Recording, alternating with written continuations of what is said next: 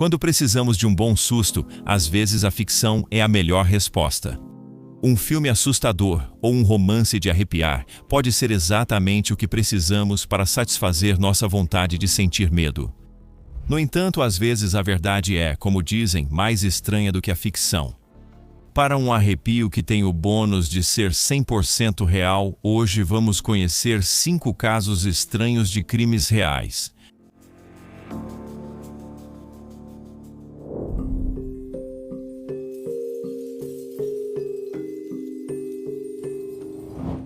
Por todos os relatos, Cristina e André Heirac eram considerados simpáticos, descritos por seus vizinhos como pessoas legais e trabalhadoras.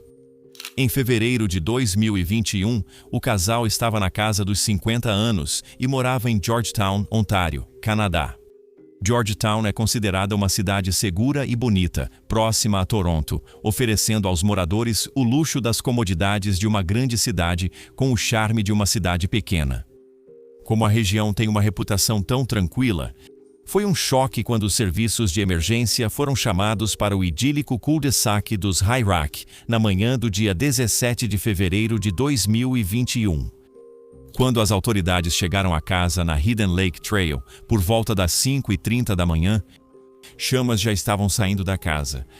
Após apagar o incêndio, as equipes de bombeiros entraram nos escombros e encontraram 2 corpos, presumidos como sendo Cristina e André.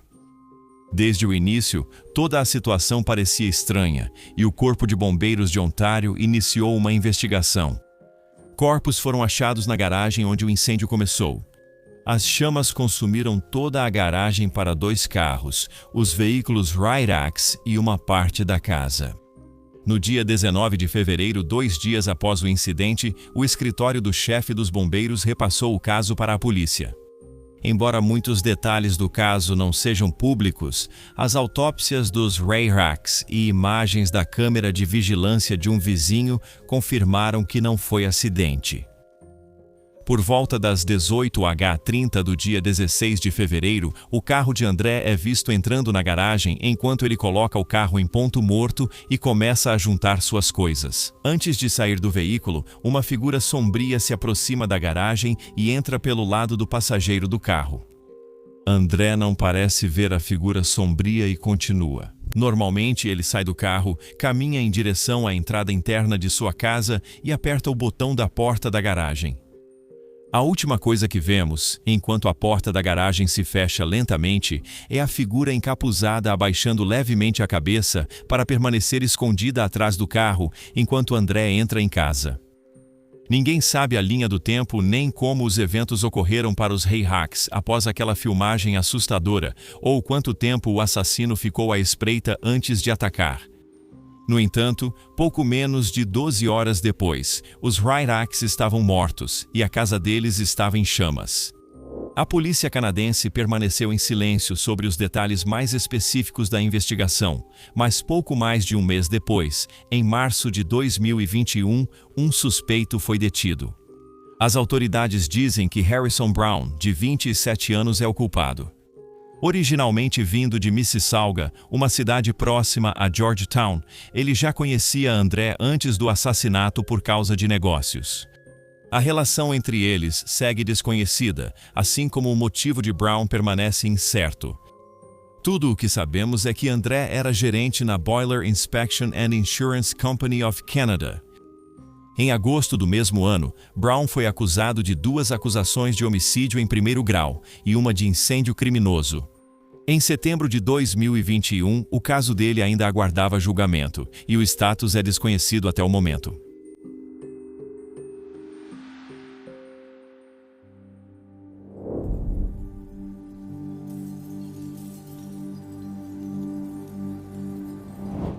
Debbie Wolf, amante de cães detalhista de Fayetteville, Carolina do Norte, nunca faltava nem se atrasava ao trabalho.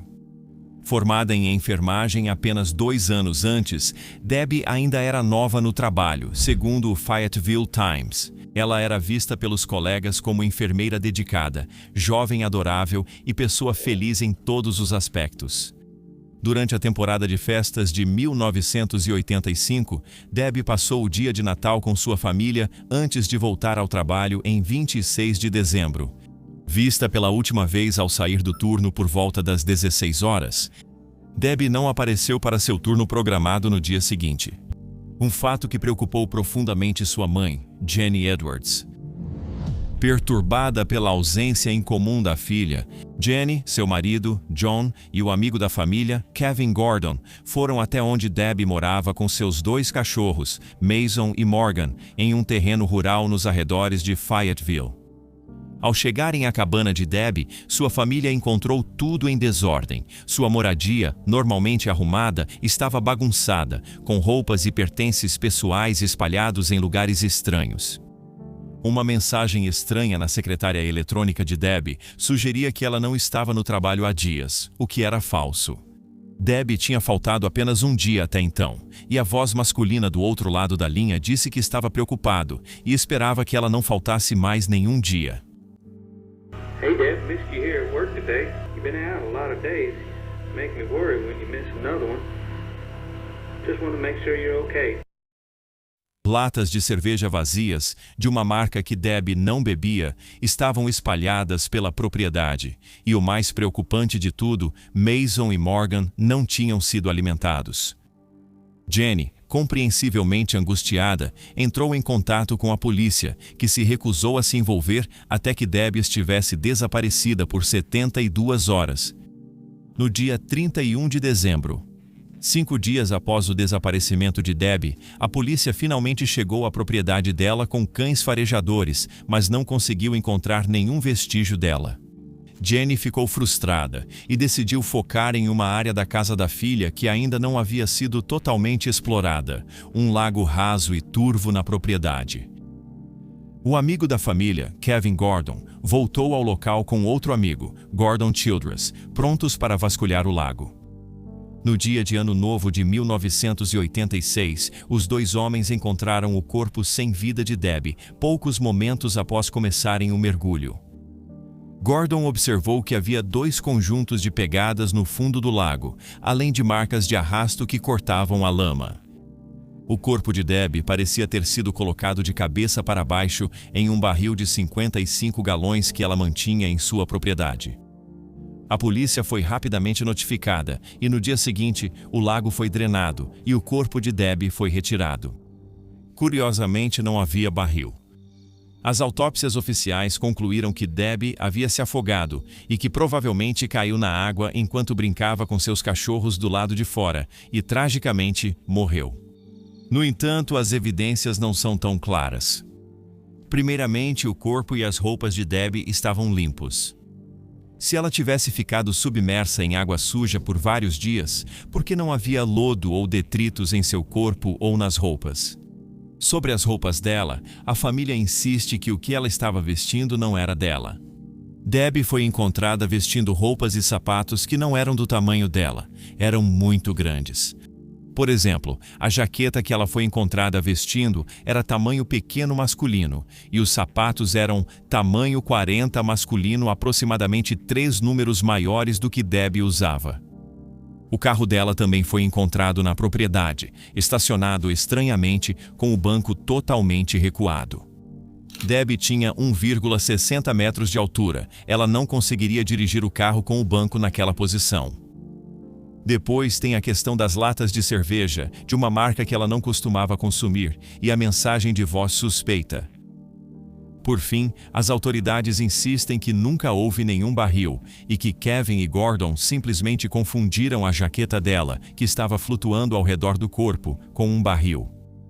No entanto, o barril na propriedade de Debbie nunca foi recuperado e Kevin e Gordon insistem que não estavam enganados. Embora a decisão oficial seja de que Debbie morreu afogada, seus amigos e familiares nunca aceitaram esse veredito. Ela era conhecida como nadadora experiente e a autópsia indicou apenas pouca água nos pulmões.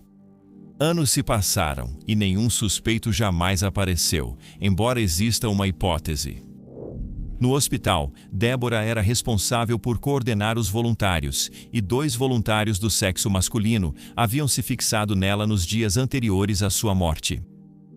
De acordo com a mãe dela, ambos tinham interesse romântico nela e ambos haviam sido rejeitados.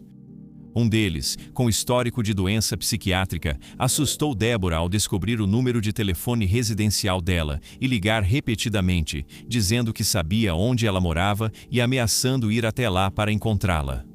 O outro havia acabado de ser rejeitado por Deborah, que afirmou querer apenas a amizade dele. Os dois homens foram interrogados, mas a polícia nunca encontrou evidências substanciais de envolvimento.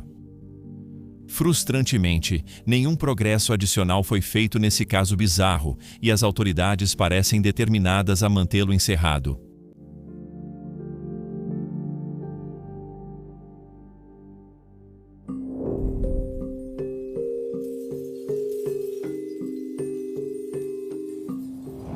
Nascida em 1985, Bethany Ann Laidline se destacou desde cedo por seu talento e inteligência. Ela cresceu em um lar conservador e religioso e levou essa fé cristã profunda consigo para a vida adulta. Na Southwestern University, em Georgetown, Texas, onde Bethany estudava com bolsa de estudos, ela conheceu o carismático Tyler Deaton, também um cristão devoto. Os dois rapidamente se conectaram, criando laços por causa da fé que compartilhavam.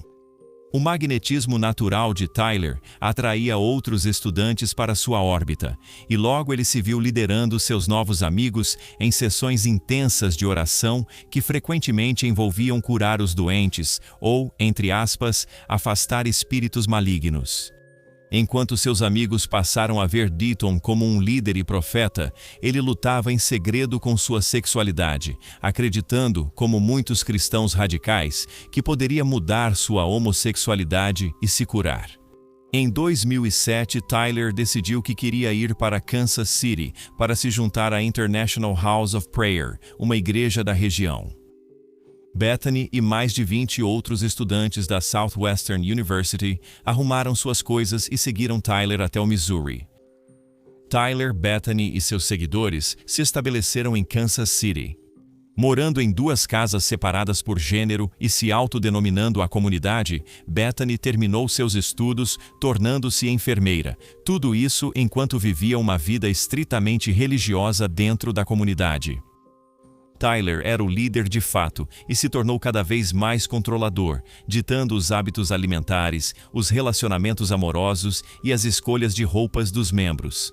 Em 2010, Tyler, continuando a negar sua sexualidade, iniciou um relacionamento romântico com Bethany e, em agosto de 2012, os dois se casaram. A família de Bethany, mesmo autorizada a ir ao casamento, ficou desconfortável com a situação dela. A mãe de Bethany, Carol, sentiu-se triste e excluída, comentando: "Nós nem éramos participantes, éramos apenas observadores." Enquanto sua amiga de longa data, Taryn O'Brien, sentiu que Bethany já não era mais ela mesma quando Taryn foi embora. Após o casamento, ela sentiu que aquela poderia ser a última vez que veria sua amiga viva. O casamento teve problemas desde o começo. Apesar de uma lua de mel de 2 semanas na Costa Rica, o casal nunca consumou o casamento, com Tyler percebendo que não conseguia superar seus sentimentos homossexuais. Quando o casal voltou para os Estados Unidos, Tyler continuou buscando relacionamentos sexuais com outros homens, incluindo um membro da comunidade, Micah Moore.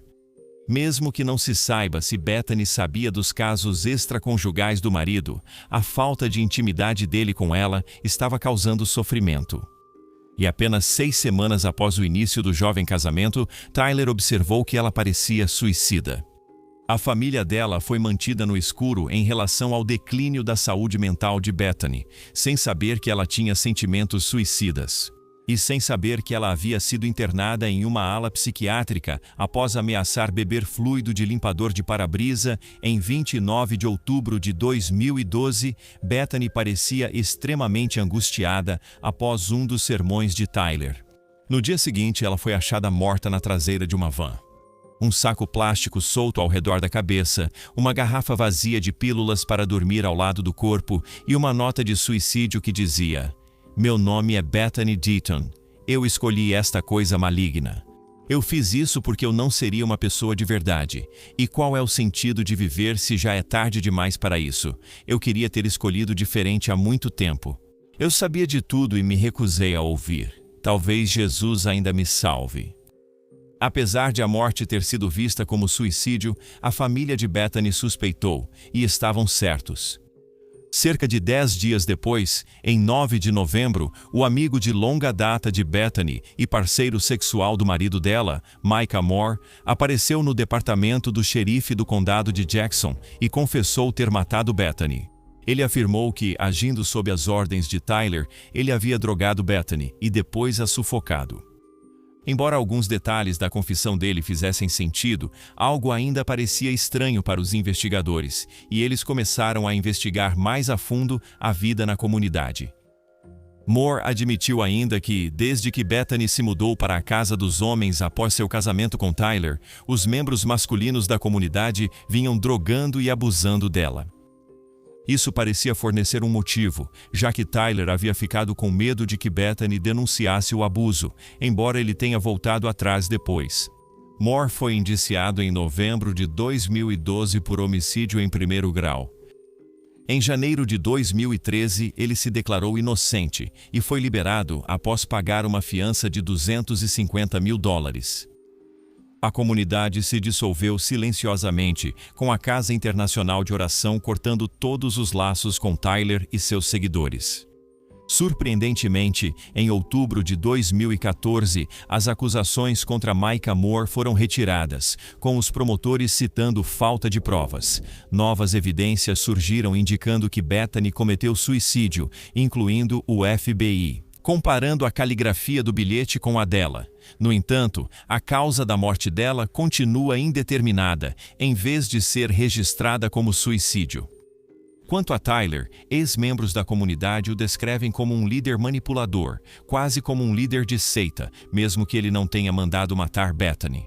O modo como ele a tratou e como permitiu e incentivou seus seguidores a agir, certamente contribuíram para o declínio da saúde mental dela. Ele voltou para o Texas e se tornou professor de pré-cálculo na Lancaster High School, nos arredores de Dallas. Quando o possível envolvimento dele na morte da esposa veio à tona, ele foi suspenso do trabalho. Desde 2013, Tyler tem falado abertamente com a mídia, participando de uma longa entrevista para o programa 48 Horas da CBS. O caso ainda está em aberto, e os investigadores não estão satisfeitos com as respostas que têm até agora. Embora nada possa ser diretamente ligado a Tyler Deaton neste momento, quando se trata de evidências indiretas, o coronel Ben Kinney do Departamento do Xerife do Condado de Jackson simplesmente diz: "Eu prefiro guardar isso para outro momento."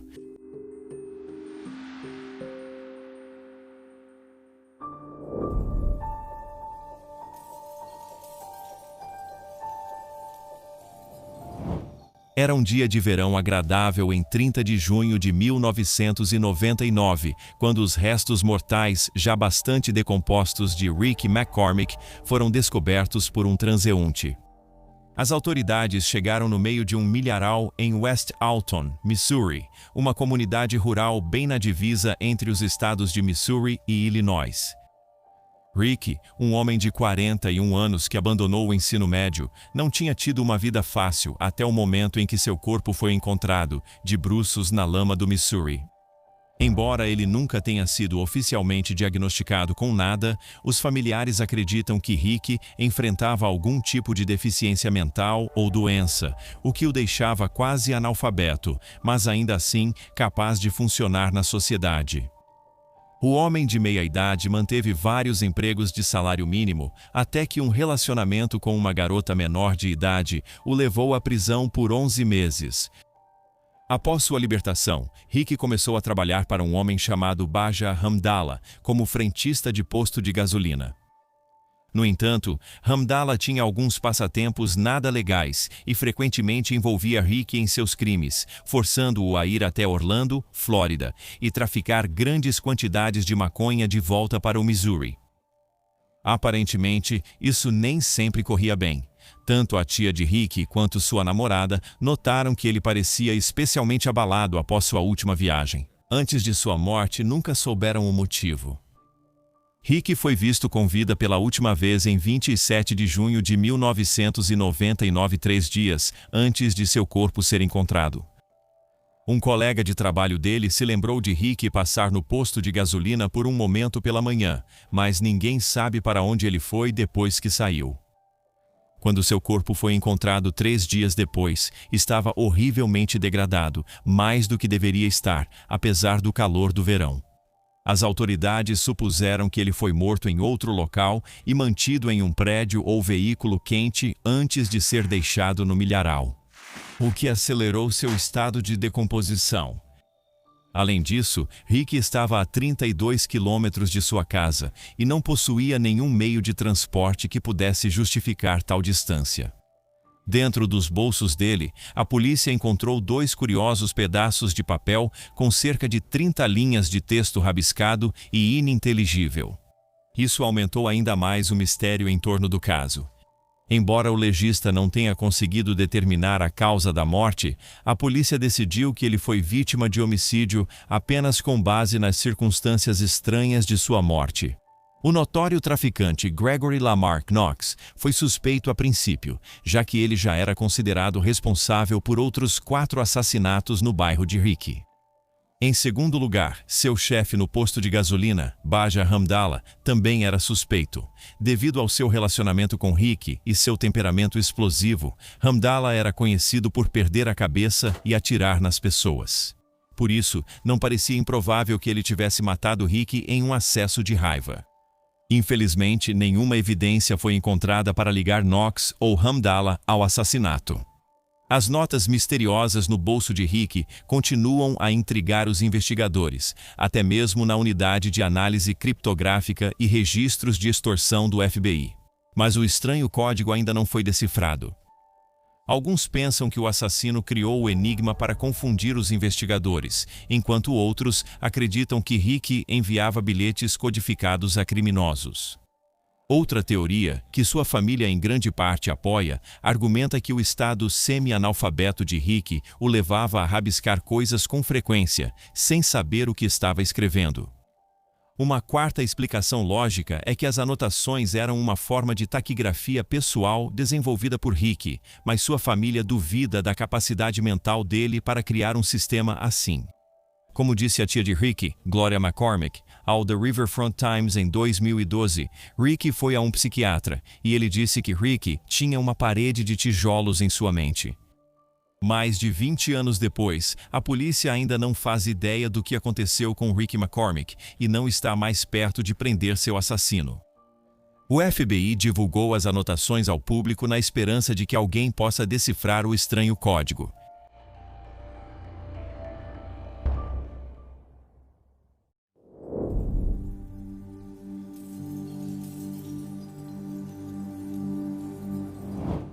No início de agosto de 2014, a neozelandesa Warina Wright fez uma viagem malfadada para Gold Coast, em Queensland, Austrália, para um casamento. Warina era amante dos animais e tinha uma alma profunda e carinhosa, com uma amiga dizendo que ela era totalmente voltada para a dignidade, igualdade, justiça e o que é certo.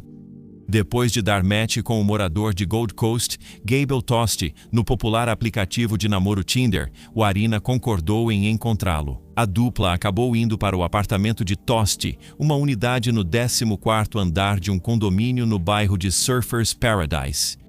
As câmeras de segurança registraram o casal entrando no prédio por volta das 20h45 do dia 7 de agosto de 2014. 5h30 depois, nas primeiras horas da manhã de 8 de agosto, Warina Wright, de 26 anos, cairia para a morte da varanda do 14º andar de Tosti. Em algum momento durante a noite, os dois começaram uma discussão acalorada, com 3 horas de áudio gravadas no celular de Tosti. Ninguém sabe exatamente por que ele decidiu começar a gravar naquela noite fatídica, mas às 0:55, seu celular começa a captar o áudio. You're like, yeah, I'm gonna chuck you off my balcony, you goddamn psycho little. Just a horribly unfortunate choice of words without having any idea what would happen next. Tosti pode ser ouvido xingando Warina e dizendo que ela tinha sorte por ele não tê-la jogado da varanda dele. O contexto completo da briga deles é difícil de entender, e tudo o que realmente resta é o áudio e as alegações de Tosti. Ele afirma que, à medida que Warina bebia mais ao longo da noite, ela ficou cada vez mais instável e agressiva, levando-o a trancá-la na varanda para sua própria segurança. Embora seja impossível saber com certeza, afirma-se que Tosti estava assustando e ameaçando Warina, chegando até a enforcá-la. Em determinado momento, os promotores argumentaram que havia sons no arquivo de áudio do telefone de Tosti compatíveis com estrangulamento. Foi levantada a hipótese de que, uma vez trancada para fora do apartamento, Warina não teve escolha a não ser tentar fugir das garras dele. E ela caiu para a morte, apenas tentando escapar. O que é realmente estranho é o comportamento de Tosti imediatamente após o incidente, 3 minutos depois da queda fatal de Warina, às 2h23 da manhã. As câmeras de segurança registram ele saindo do prédio de apartamentos e seguindo para o bairro Surfers Paradise. Logo depois, ele liga para o pai e o atualiza sobre a situação. O pai dele pede para que ele fique na área até que possa chegar até ele. Então Tosti fica andando por aí comendo pizza até que o pai o busque. Por volta das 3h10 da manhã, não está claro para onde os dois foram depois. Tosti declarou-se inocente e um júri acabou concordando em 20 de outubro de 2016, recusando-se a condená-lo por assassinato ou homicídio culposo. Os jurados concluíram que faltavam provas e que tanto o álcool quanto o direito do proprietário de retirar pessoas de sua casa influenciaram o veredito. Embora Tosti possa não ter sido legalmente culpado pela morte de Warina, seu comportamento após o ocorrido é, no mínimo, moralmente questionável, e certamente levanta suspeitas sobre aquela noite. Além disso, em setembro de 2021, Tosti, agora vivendo sob o nome de Eric Thomas, voltou a aparecer nas notícias. Desta vez, o destaque era seu relacionamento com a professora de teatro do ensino médio, Sabrina Collins. Ela alegou que, durante o namoro, Tosti enviou mensagens de texto e de voz abusivas, o que a levou a terminar o relacionamento e denunciá-lo à polícia. Quando a polícia não fez nada para resolver a situação, Collins tornou o caso público, denunciando-o nas redes sociais. Tosti afirma que é o contrário e que Collins é quem está o perseguindo e assediando.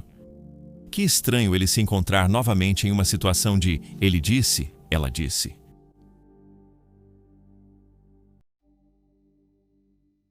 Adoraríamos saber o que você achou dessas histórias perturbadoras de crimes reais. Você tem alguma teoria ou algum mistério de crime real que tira seu sono à noite? Conte pra gente nos comentários abaixo. E claro, obrigado por assistir.